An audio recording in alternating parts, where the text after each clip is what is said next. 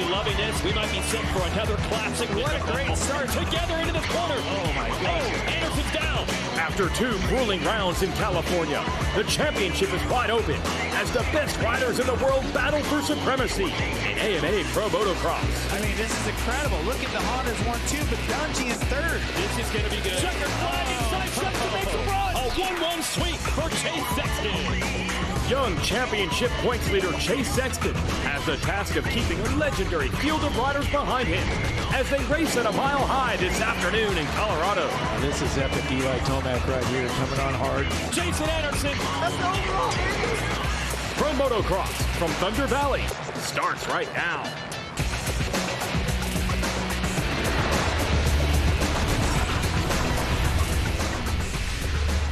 The top motorcycle racers in the world are in for a true test today. We're at a mile high of elevation for round 3 of the Lucas Oil Pro Motocross Championship, sanctioned by AMA Pro Racing, the Toyota Thunder Valley National.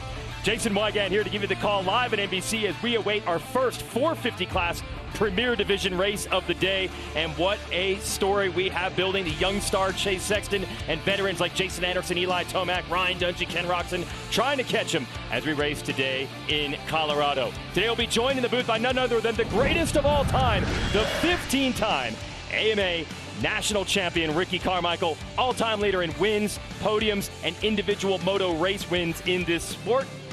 That's our MX vs. ATV Legends profile in RC. Now it's time for the MX vs. ATV Legends track map. Ricky, tell us what Thunder Valley's all about. Well, thank you, Jason. One area I want everyone to watch today is this section behind me.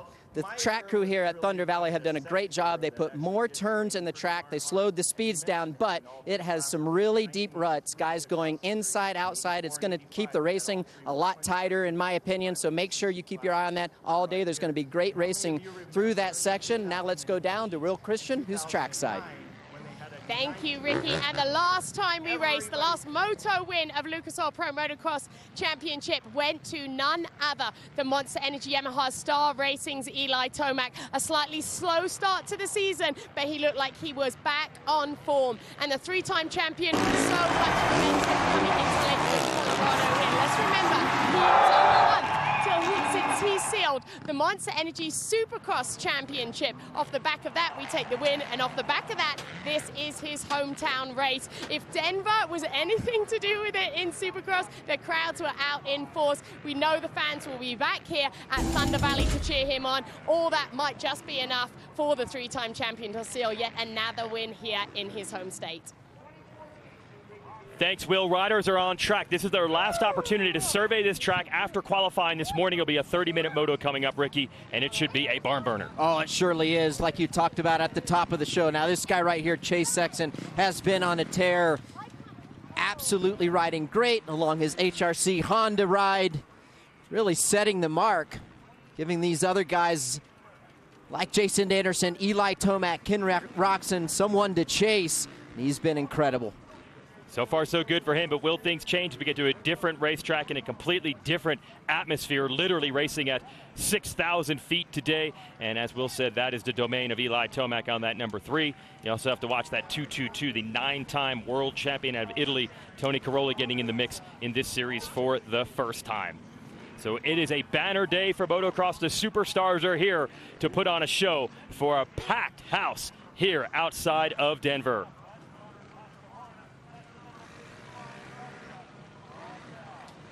I want to thank everyone that was watching football on NBC. We are ready for live motocross, the Thunder Valley National from Lakewood, Colorado. Jason Weigandt and the greatest of all time, Ricky Carmichael, to bring you in. Will Christian will be reporting from the racetrack. We're just about set for our first moto of the day, and it should be a good one, RC. Well, it is. I mean, you think about all the depth of talent in here. Very exciting. There it is, Chase Sexton right here. He's the points leader, has been off to a great start. This Lucas Oil Pro Motocross Championship early. Only 2 races in the bag so far, but then you got the hometown boy on that Monster Energy Yamaha Star Racing machine, number 3, Eli Tomac. He had a great race, the second moto last weekend at Hangtown, and I expect nothing less than what we saw last weekend. And also in the battle last weekend, Jason Anderson, the very popular rider out of New Mexico, also trains at altitude. There he is, the number 21, the green Monster Energy Kawasaki. He had never actually won one of these motocross races at the end of a weekend until last week. He's riding that momentum now. Well, and that's hard to believe if you think about all the success that he's had in Monster Energy Supercross, but this guy, ever since he has climbed aboard that Monster Energy Kawasaki team, he has been on a mission, looks very comfortable, looks like he's having a great time in his job role, and it's great to see. All right, so this is going to be amazing. A 30-minute race coming your way when we return live Motocross on NBC. The 50th anniversary season of Pro Motocross is brought to you by Lucas Oil. Keep that engine alive. General Tire. For whatever you do, General Tire delivers. And by Honda, celebrating 50 years of off-road dominance.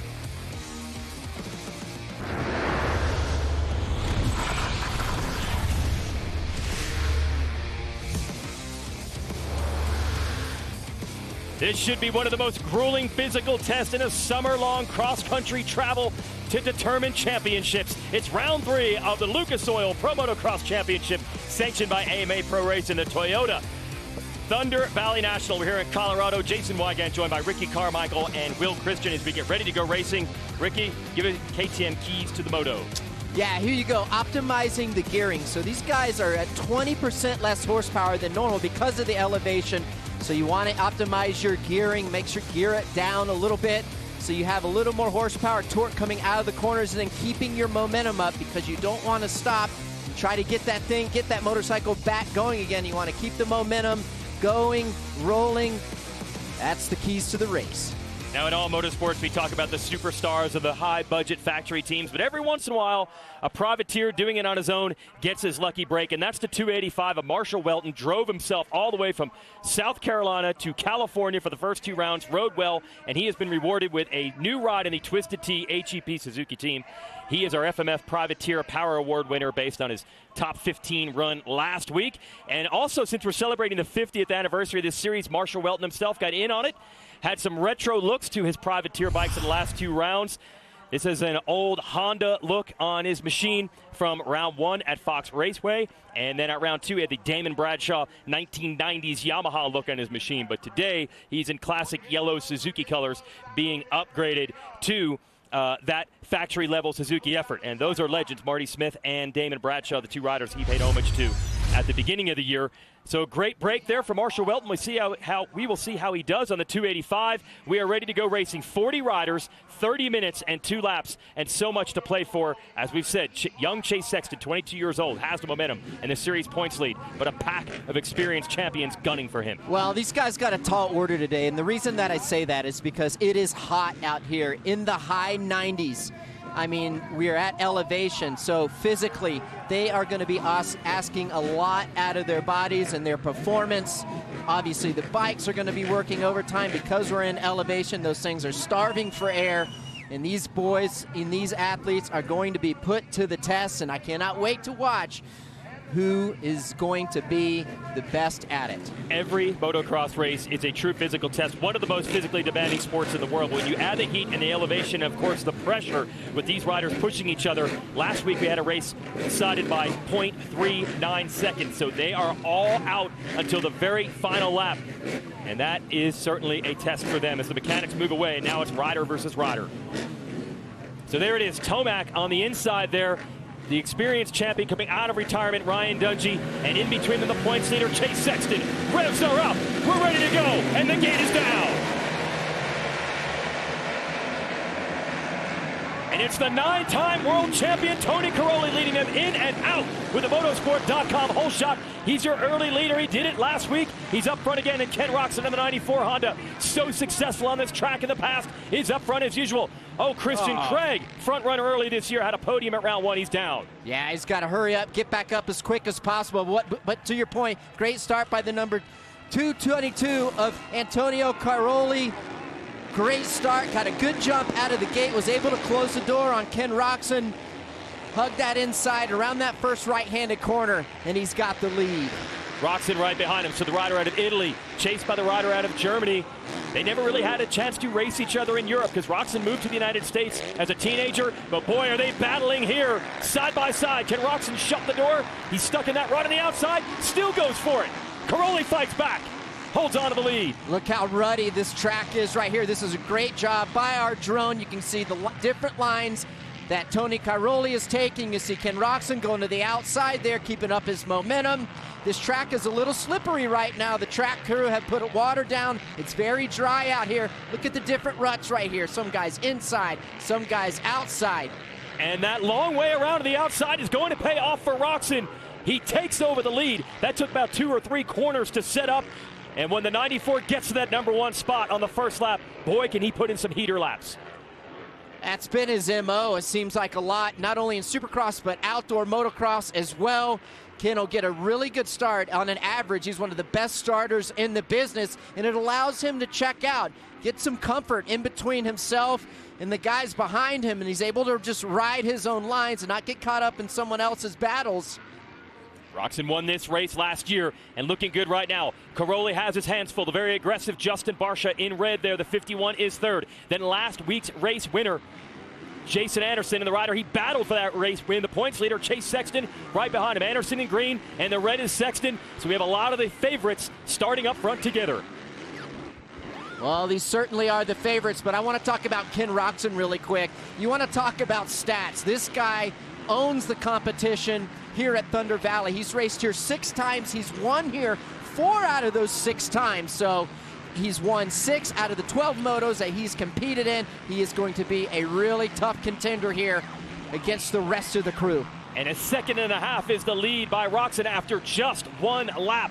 We told you what he can do, and he has running room. But it's a 30-minute test, and endurance is a huge factor as well. And I've got to figure these riders know Roczen's going to be quick early.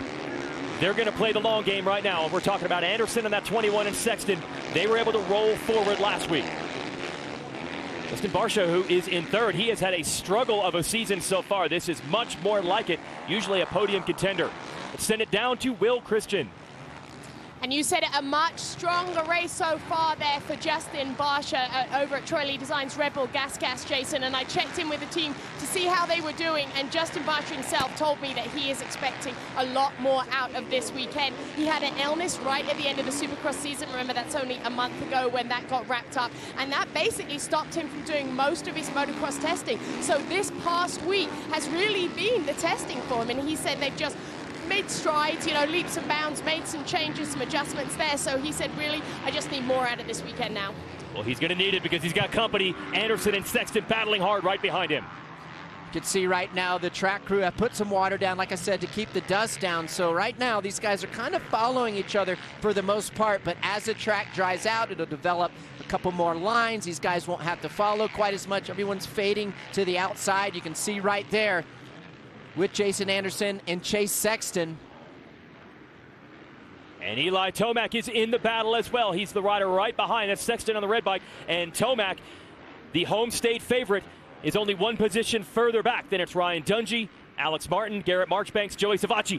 Oh, getting around Caroli on that uphill section of jumps. Justin Barcia into second. Well, that was a really good pass by Justin Barcia to get by Caroli. What he did was he's able to time that step-up jump. He got the sequence right. Caroli come up a little bit short, a lot of time, and had to surrender second spot. So Caroli, the Italian, announced his retirement from full-time racing last year, but he had on the bucket list, always wanted to race a bit in the United States. So it's a bit of a family vacation, taking his wife and his young son to see the USA, but he still is serious and wants results, and he's in the thick of it right now as he tries to hold off Anderson. Anderson down to the inside, this upcoming left-hand corner. Can he hold it? Woo, that was tough, and he does. Absolutely going for it right there, keeping the gas down, the pressure on, just really just holds the gas on a lot longer. There wasn't anything pretty about that. That was just pure aggression. He had to make it happen, and he did. Staying right there with Barcia, yeah. And if you're Sexton, RC, you know you got to go wherever Anderson goes. Well, that's right. You don't want to get a guy in between. If you're Chase Sexton, you don't want to have a guy in between you and Jason Anderson. That'll allow Jason Anderson to pull a little bit of a gap. So you're going to see right here, Chase Sexton can do everything he can do to get by. Oh, Anderson around the outside of Barcia gets a good momentum drive out of this corner. Now Barcia will fight you harder than anyone. Anderson not able to find a line on the outside. Loving what I'm seeing from Jason Anderson right now. He's going different lines, inside, outside. He's not following, doing anything he can do to get by Justin Barcia because he doesn't want Ken Roczen to get too far out. You look at the timing and scoring on your left here. Ken Roczen has already pulled out a 5-second battle. Unbelievable, 5 seconds in 3 laps. The Thor battle box will show you on the right side of the screen. It is Eli Tomac closing in on Sexton and Caroli, as on the left side, Barcia and Anderson continue to fight for the number 2 spot. Look at Dungey trying to get up in the mix right there, closing the gap on Eli Tomac. Now, Ryan Dungey, multi-time champion of the series, but had not raced motocross since 2016. It was a shock when he decided to come out of retirement for this summer.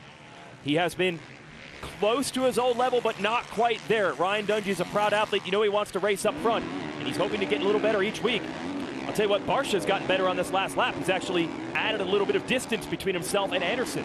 So to Will's point, and that testing that Red Bull Troy Lee Designs gas machine and team have done, certainly paying dividends for Barcia right now.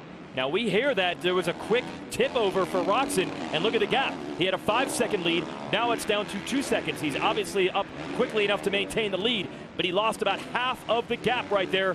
And look at this pack coming after him. Tomac battling with Chase Sexton right now. These are 2 of the best in the game, and they're 5th and 6th. These guys absolutely going for it. Tomac's got a good drive up the inside. Is he going to hold it on and take Sexton wide? Oh, no room. They almost come together, and somehow Tomac holds on. Yeah, you could see it coming from afar. That's exactly how Jason Anderson got by Tony Caroli. Oh, Tomac's going for 2 here, Ricky. Oh, Caroli's trying to fight him off. He's on the inside of this corner. Tomac, a good drive. He's got 2 passes in 3 turns. And this is an incredible tough part to pass in the track right here. This is where they've changed the track. We talked about at the top of the show on my track segment. They've condensed this area. There's a lot more corners. Poses guys gives them more options to pass. Look how deep the ruts are. We talked about that as well. They did it in an effort to slow the track down just a little more than what the track used to be like. Back to this battle. Now you can see Ken Roczen in the distance. Focused on the 2nd place rider over that big jump right there is Justin Barcia, originally out of New York.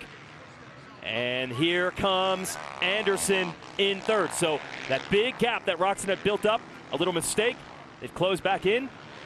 For this last time around, Roczen has added about 0.3 to that lead. It was down to 2.1, it's 2.4. But the rider you need to watch is 4th place, Eli Tomac. He's made a couple of passes. He's closing the 3rd place rider, Anderson. Their rivals from way back. Should be a good race between them. We're just getting started here, live motocross from Thunder Valley.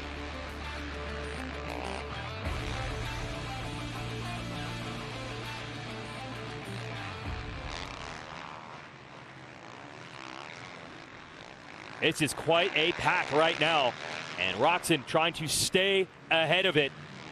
As we click off another lap, this will really tell the story when he gets a clean lap. Are they starting to close, or was it just that mistake? They are not closing. He opened it right back up. This guy's pulling away. One reason I think that he rides so well here, this is a track that you have to have a lot of technique. You can't really power through stuff. You have to be very, very precise. And what I mean by that, you have to be choosy with your lines because this track isn't very forgiving. You have to be extremely precise, and this plays right into Ken Roczen's hands and how he rides and what his style is like. So Roczen getting it back under control after the brief mistake. Barcia, Anderson, Tomac, Sexton still the top 5. Sexton, he's got to go here. Tomac got around him and has started to open it back up.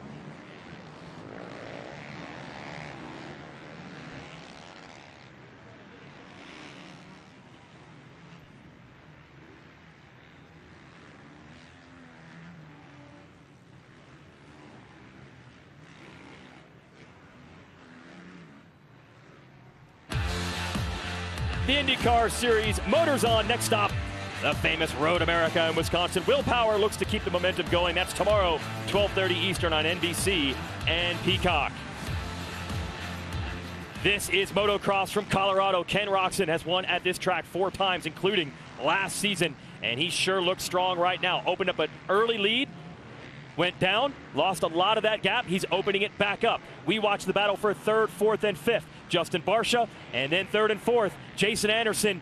in green with the mint-colored gear, and his old rival Eli Tomac. These two have been battling each other since they were kids, and they've hooked it up again in a battle for third today.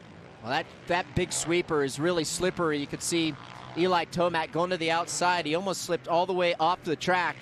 Nice save, but I like how he's going outside right there. He makes up a little bit of time on Jason Anderson by doing so. There's Anderson out of New Mexico. Both he and Tomac live about 6 hours from here. Tomac, the Cortez, Colorado, or Durango, Colorado area. About a 6-hour drive for him as well. But the difference, when you got New Mexico listed on the driver's license and the other rider has Colorado listed as his home state, the fans definitely are in favor of Tomac here. And as he gets closer, you can start to hear them. And Chase Sexton going with Tomac. They've left the two KTM teammates in the distance. It's Caroli and Ryan Dungey coming through next. We're going to show you how Roczen got control of this race early. See Caroli there in the 222, the Red Bull KTM. He gets the motorsport.com hole shot, and we'll show it to you. But Roczen was in prime position to challenge him.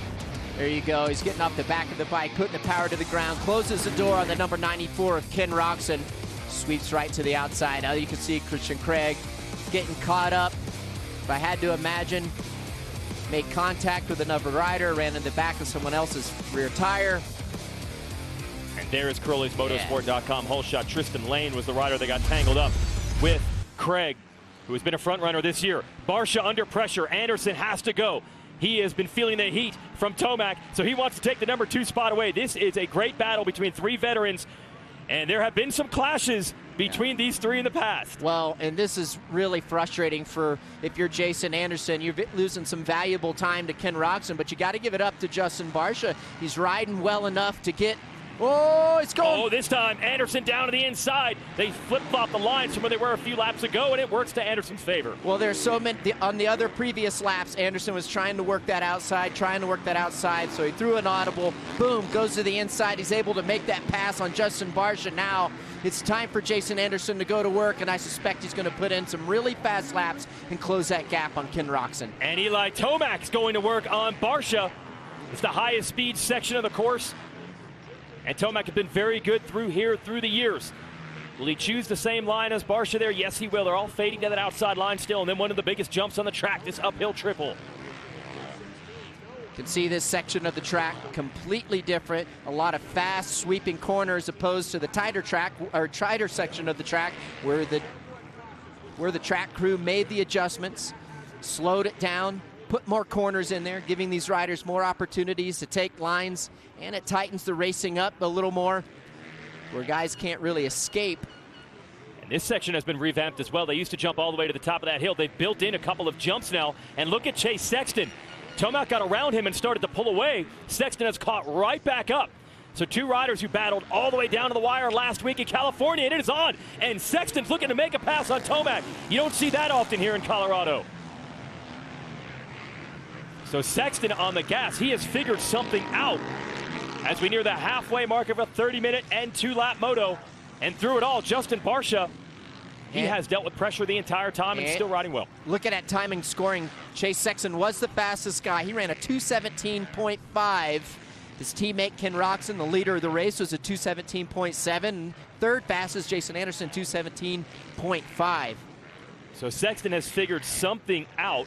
Is that simply learning the racetrack and learning the lines? Could that make that much of a difference? Yeah, sometimes, early on in these races, Jason, the track will be wet from where the track crew has watered it to keep the dust down, keep the conditions as good as possible. Once that track starts to dry out a little bit, you become a little more comfortable. You're able to ride and be a little more aggressive, ask more out of the bike, ask more out of the tires. Tomac continuing to work Barcia. This is for third, but it's also in an attempt to keep Ken Roczen at least in some level of striking distance. 4.5 seconds nearly is the lead for Roczen back to Anderson, and almost 2 seconds further back to these two. And we have hit the halfway mark. 15 minutes of the moto down, 15 minutes before the 2 laps to go board comes out. And a reminder, you can save 15% on your insurance if you go to geico.com. But you want to keep watching this action. The Colorado fans love it as Tomac is looking for running room against Barcia. And Sexton will not go away. Putting in a charge there, he almost got Tomac. These guys doing everything they can. I love the creativity and the different lines that they're taking as this track starts to dry up just a little more each and every lap.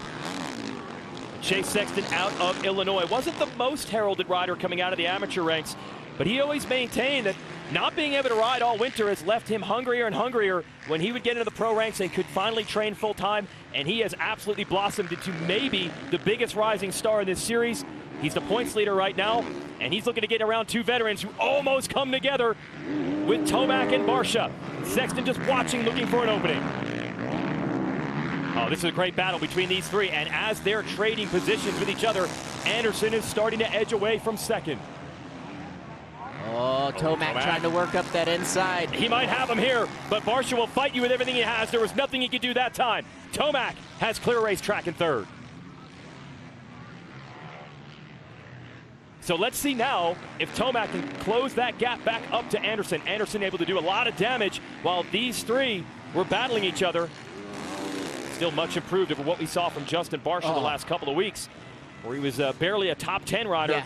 I mean, his moto finishes were a 10th the first moto, 11th the second moto for 10th overall. Yeah, that is well below par for Barcia. Yeah, certainly subpar for how well he rode in Supercross.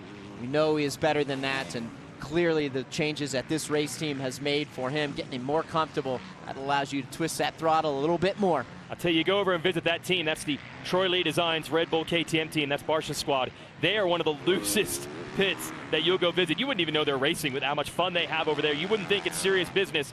But as soon as Barcia straps that helmet on, he'll race you with everything he has. And that's what Sexton is going to have to deal with right now in the battle for 4th and 5th. Then it's Caroli and Dungey 6th and 7th. The veteran KTM riders, Marchbank, Savacci, Plessinger, rounding out the top 10. And we are waiting to see if anyone can make a charge at Ken Roczen, but he has kept the lead right around that 4 to 5 second mark the entire way. But that's about the distance that Anderson had to make up on the race leader last week, and he was able to do it. So you know Anderson in second is not going to settle for it. He's not going to roll over. He's going to try to get some pressure on Roczen. Can he do it?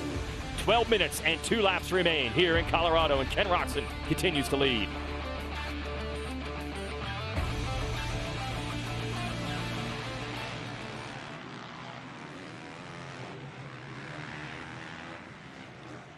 So here is Roczen, and at this point we're just watching the stopwatch to see if Anderson can close that gap.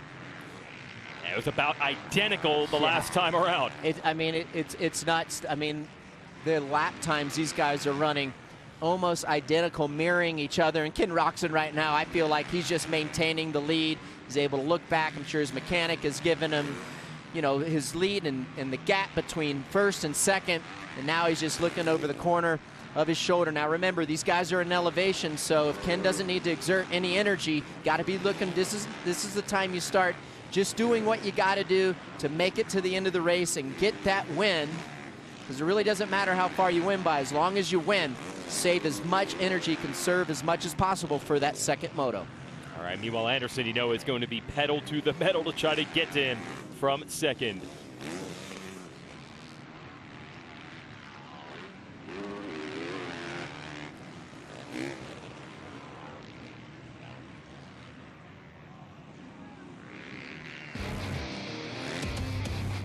The 50th anniversary season of Pro Motocross is brought to you by Geico. 15 minutes could save you 15% or more on motorcycle insurance.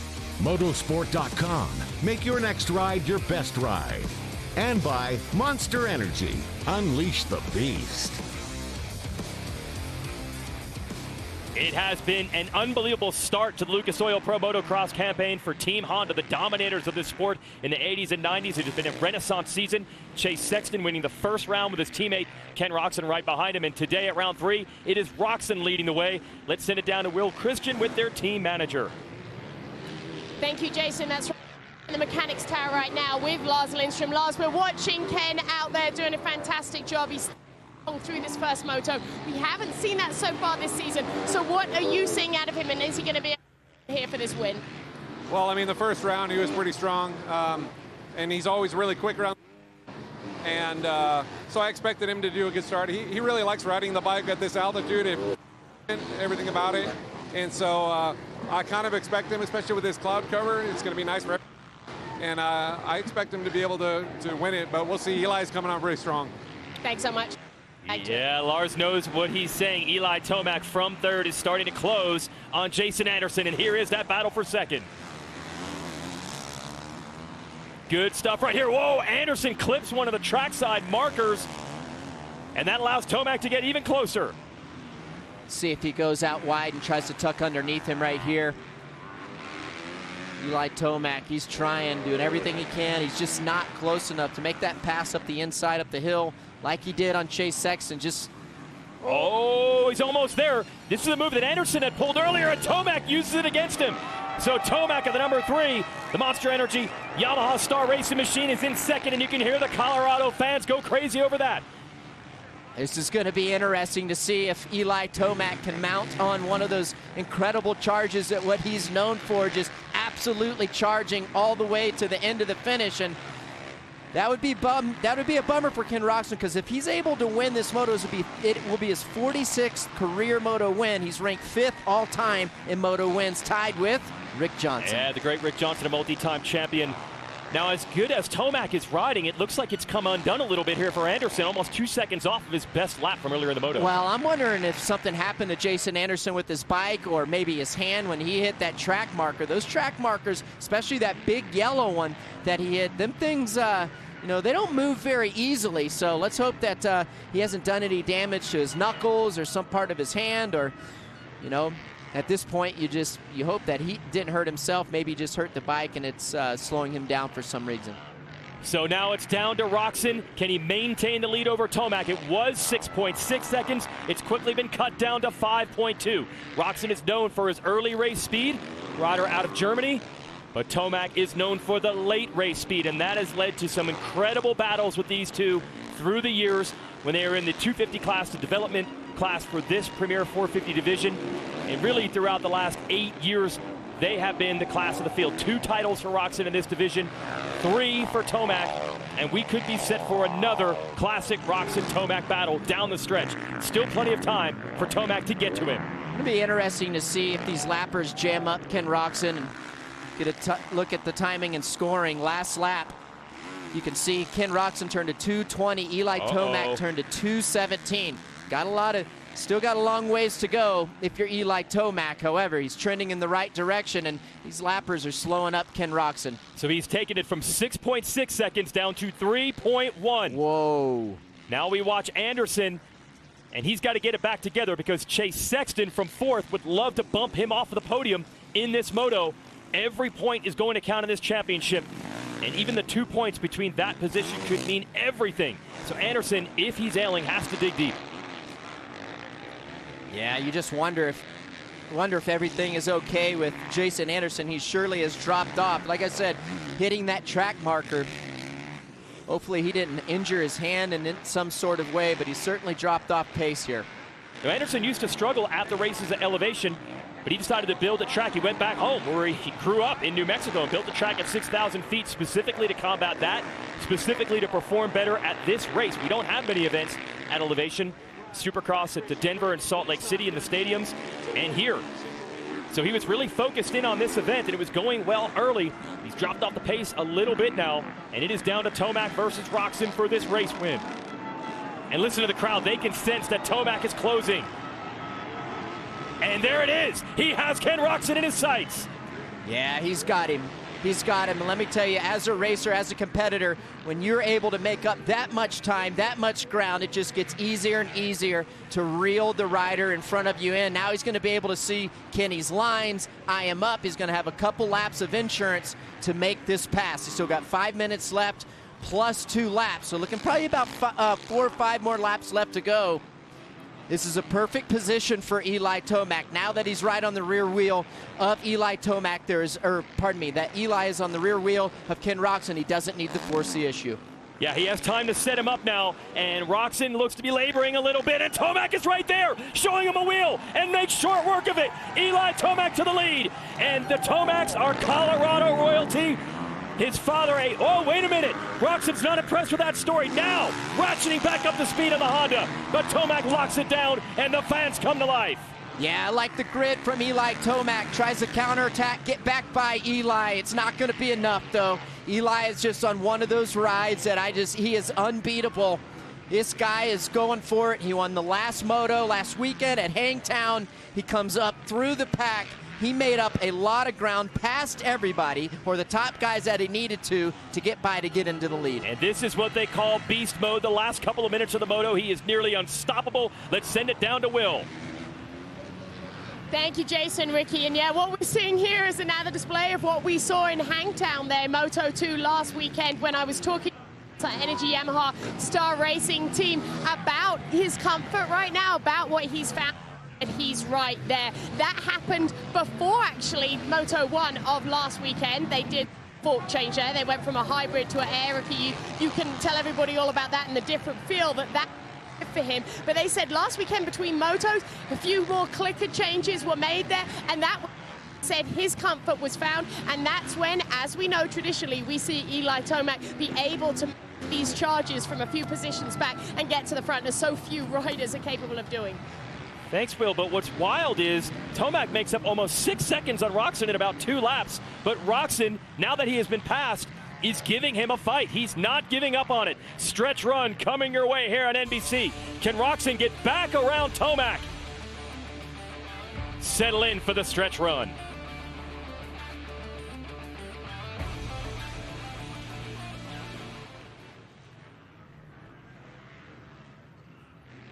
So Roczen has responded and keeping Tomac in his sights.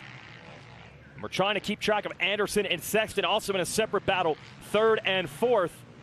Yeah, Ken Roczen not giving up for a second there. I thought he was just going to lay over and ride this thing out, save up his energy, come out for the second moto swinging. But Eli Tomac made a small mistake in one of the tight corners, and that allowed Ken Roczen to reach back onto the back wheel. So he's looking back. You got a race in front of you, not behind you, Eli. Move ahead. You're pulling away. And you see Anderson there on the Kawasaki in green, lurking. If Roczen lets up at all, he'll have to deal with Anderson, and Anderson cannot back off at all because he has Chase Sexton chasing him. So this is going to be a good battle for this last podium spot. It's going to be interesting to see what happens. Ken's got to keep the pressure on, keep digging. It's a long championship, but these points are always so crucial.